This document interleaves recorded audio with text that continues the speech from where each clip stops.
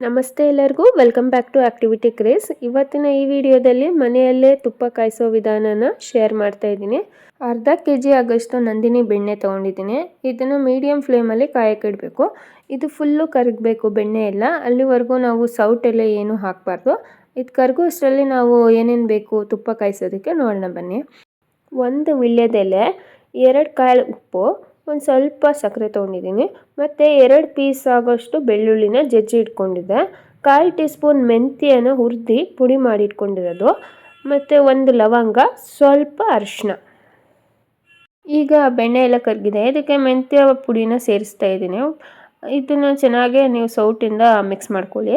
ಈ ಪುಡಿಗಳೆಲ್ಲ ಏನಕ್ಕೆ ಹಾಕೋದು ಅಂತ ಅಂದರೆ, ನಮಗೆ ಶೀತ ಮತ್ತು ಕಫ ಎಲ್ಲ ಆಗಬಾರ್ದು ಅಂತ. ನಮಗೆ ಅಂಗಡಿಯಲ್ಲಿ ತುಪ್ಪ ಸಿಗುತ್ತೆ, ಆದರೆ ಅದಕ್ಕೂ ಇದಕ್ಕೂ ತುಂಬ ಡಿಫ್ರೆನ್ಸ್ ಇರುತ್ತೆ. ಈ ತುಪ್ಪ ತುಂಬಾ ಫ್ಲೇವರ್ಫುಲ್ಲಾಗಿ ಚೆನ್ನಾಗಿರುತ್ತೆ, ಮತ್ತು ನಮಗಿದು ಹೆಲ್ತಿಯಾಗೂ ಕೂಡ ಇರುತ್ತೆ. ನೀವು ಬೇಕಾದ್ರೆ ಟ್ರೈ ಮಾಡಿ ನೋಡಿ ಅಂಗಡಿ ತುಪ್ಪಕ್ಕೂ ಮತ್ತು ಈ ತುಪ್ಪಕ್ಕೂ ಏನು ಡಿಫ್ರೆನ್ಸ್ ಇದೆ ಅಂತ. ಈಗ ಇದು ಮಿಕ್ಸ್ ಆಗಿದೆ. ಇದಕ್ಕೆ ನಾನು ಬೆಳ್ಳುಳ್ಳಿ ಜಜ್ಜಿಟ್ಕೊಂಡಿದ್ನಲ್ಲ ಅದನ್ನು ಸೇರಿಸ್ತಾ ಇದ್ದೀನಿ, ಮತ್ತು ಅರಿಶಿನ ಪುಡಿನ ಸೇರಿಸ್ಕೊತಾ ಇದ್ದೀನಿ.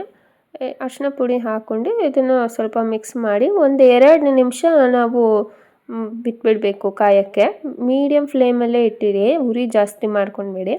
2 ನಿಮಿಷ ಇದು ಚೆನ್ನಾಗೇ ಕಾಯಬೇಕಾಗುತ್ತೆ. ಕಾದಾದಮೇಲೆ ನಿಮಗೆ ಗೊತ್ತಾಗುತ್ತೆ, ಆ ನೊರೆ ಎಲ್ಲ ಹೋಗಿ ಸ್ವಲ್ಪ ಟ್ರಾನ್ಸ್ಪರೆಂಟ್ ಕಲರಾಗಿ ಬಂದಿರುತ್ತೆ, ನೊರೆ ಎಲ್ಲ ಕಮ್ಮಿ ಆಗ್ತಾ ಇರುತ್ತೆ. ಆ ಟೈಮಲ್ಲಿ ನಾವು ಒಂದು ವೀಳ್ಯದೆಲೆ ತೆಗೆದಿಟ್ಟಿದ್ವಲ್ಲ ಅದನ್ನು ಹಾಕಬೇಕಾಗುತ್ತೆ. ಅರ್ಧ ಕೆಜಿಗೆ ಒಂದು ಚಿಕ್ಕದು ವೀಳ್ಯದೆಲೆ ಹಾಕಿ, ಮತ್ತು 1 ಲವಂಗ ತೆಗೆದಿಟ್ಟಿರೋದು ಅದನ್ನು ಹಾಕ್ತಾಯಿದ್ದೀನಿ. ಮತ್ತು ಇದನ್ನು 1 ನಿಮಿಷ ಕಾಯಕ್ಕೆ ಬಿಡಿ. ಕಾಯಕ್ಕೆ ಬಿಟ್ಟಾದಮೇಲೆ ಈ ಥರ ಗುಳ್ಳೆ ಗುಳ್ಳೆ ಬಂದಿರುತ್ತೆ, ನೀವು ನೋಡ್ತಾ ಇದ್ದೀರಾ. ಆವಾಗ ನೀವು ನೀರು ಚುಂಕ್ಸಿ ನೋಡ್ಬೋದು.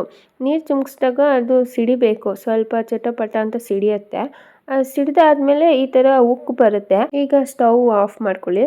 ತುಪ್ಪ ಕಾಯಿಸುವಾಗ ಯಾವಾಗಲೂ ಸ್ವಲ್ಪ ದೊಡ್ಡ ಪಾತ್ರೆನೇ ತೊಗೋಬೇಕಾಗುತ್ತೆ. ಈ ಥರ ಉಕ್ಕು ಬಂದಾಗ ಚೆಲ್ಲೋಗೋ ಚಾನ್ಸಸ್ ಇರುತ್ತೆ, ನೋಡ್ಕೊಂಡು ತೊಗೊಳ್ಳಿ ಪಾತ್ರೆನ. ಈಗ ಇದಕ್ಕೆ 2 ಕಾಳು ಉಪ್ಪು ಮತ್ತು ಸ್ವಲ್ಪ ಸಕ್ಕರೆ ತೆಗೆದಿಟ್ಟಿದ್ವಲ್ಲ ಅದನ್ನು ಸೇರಿಸ್ಕೊತಾ ಇದ್ದೀನಿ. ಸೇರಿಸಾದ್ಮೇಲೆ ಇದನ್ನು ತಣ್ಣಗಾಗಬಿಡಿ. ಆ ನೊರೆ ಎಲ್ಲ ಫುಲ್ಲು ಕ್ಲಿಯರ್ ಆಗೋವರೆಗೂ ಬಿಟ್ಬಿಡಿ, ತಣ್ಣಗಾಗೋವರೆಗೂ.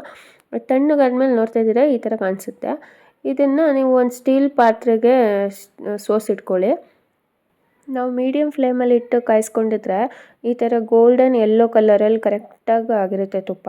ಈಗ ಇದಕ್ಕೆ ಸ್ವಲ್ಪ ಬೆಲ್ಲ ಸೇರಿಸಿ ಒಂದು 6ರಿಂದ 8 ಗಂಟೆವರೆಗೂ ತಣ್ಣಗಾಗಕ್ಕೆ ಬಿಟ್ಬಿಡಿ. ಅದಾದಮೇಲೆ ನೀವು ನೋಡ್ಬೋದು ಎಷ್ಟು ಕಲರ್ಫುಲ್ಲಾಗಿ ಮರಳಾಗಿರೋ ತುಪ್ಪ. ನೀವು ಕೂಡ ಈ ರೆಸಿಪಿನ ಟ್ರೈ ಮಾಡಿ, ಕಮೆಂಟ್ ಮಾಡಿ, ಲೈಕ್ ಮಾಡಿ, ಹಾಗೆ ನನ್ನ ಚಾನಲ್ನ ಸಬ್ಸ್ಕ್ರೈಬ್ ಮಾಡೋದನ್ನ ಮರಿಬೇಡಿ. Thank you.